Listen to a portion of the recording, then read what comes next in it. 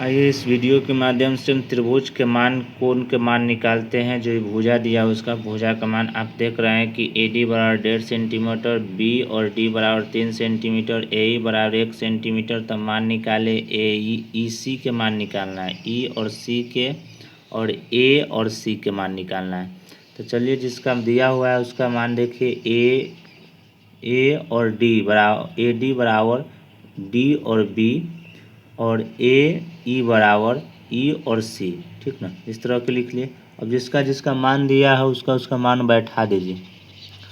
AD का मान दिया हुआ है 1.5 सेंटीमीटर, फिर BD के मान दिया हुआ है 3 सेंटीमीटर बराबर AE के मान दिया हुआ है 1 सेंटीमीटर। EC के मान नहीं दिया हुआ तो EC के मान ना लिखेंगे, ठीक ना। अब तिरछा तिरछी गुना कर देंगे कि 1.5 EC बराबर 3 हो जाएगा। तिरछा तिरछी गुना करेंगे तो 1.5 EC बराबर कितना होगा, 3 हो जाएगा ना जी, ठीक ना। अब इसी तरह से हमको किसको निकालना है, EC के मान निकालना है।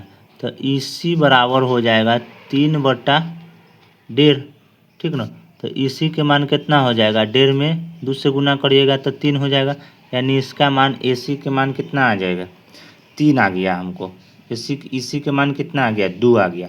तो इसको यहाँ 2 भर देंगे, इसके मान 2 आ गया। तो अब इसको मान 2 आ गया, इसको मान 1 है, तो AC के मान पूरा पता कर देंगे। तो AC बराबर हो जाएगा AE प्लस EC 1 + 2 बराबर 3। माने AC के मान भी क्या पता चल गया, 3 हो गया। तो इस तरह के वीडियो के माध्यम से हम आपको त्रिभुज के जो मान दिया हुआ है उस तरह से हम आपको समझाने की कोशिश किए कि कोने का मतलब जो भी मान दिया हुआ कैसे भुजा का मान निकाले।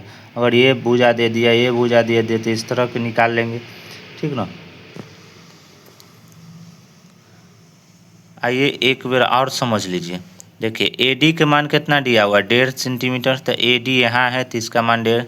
D और B के मान कितना है, 3 सेंटीमीटर। AE के मान कितना है, 1 सेंटीमीटर। और इसको निकालना है, AC के मान हमको क्या करना है, निकालना है। या वाट लिखा हुआ है तो AD लिखेंगे इसको निकालने के लिए, AD बट्टा DB, फिर AE बट्टा EC। AD के मान 1.5 दिया हुआ है और DB के मान 3 है, AE के मान 1 है, EC के मान नहीं दिया हुआ है तो नहीं लिखेंगे। अब इसको तिरछा तिरछी ऐसे ऐसे गुना करेंगे तो 1.5 EC बराबर कितना हो जाएगा, 3। तो EC बराबर कितना होगा, 3/1.5। तो EC के मान कितना होगा, 1.5 दूना 3 यानी 2 हो जाएगा, ठीक ना।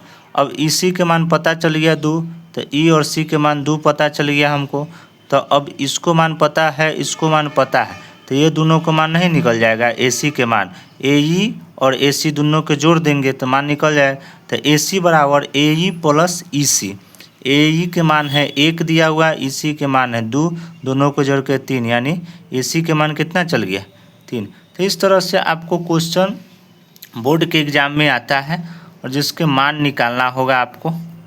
ठीक है दोस्तों, चैनल के सब्सक्राइब और लाइक आप बताइएगा कि कौन टॉपिक पर आपको मैथ में छोटा छोटा वीडियो बनाए ताकि आपको बोर्ड में दिक्कत ना हो।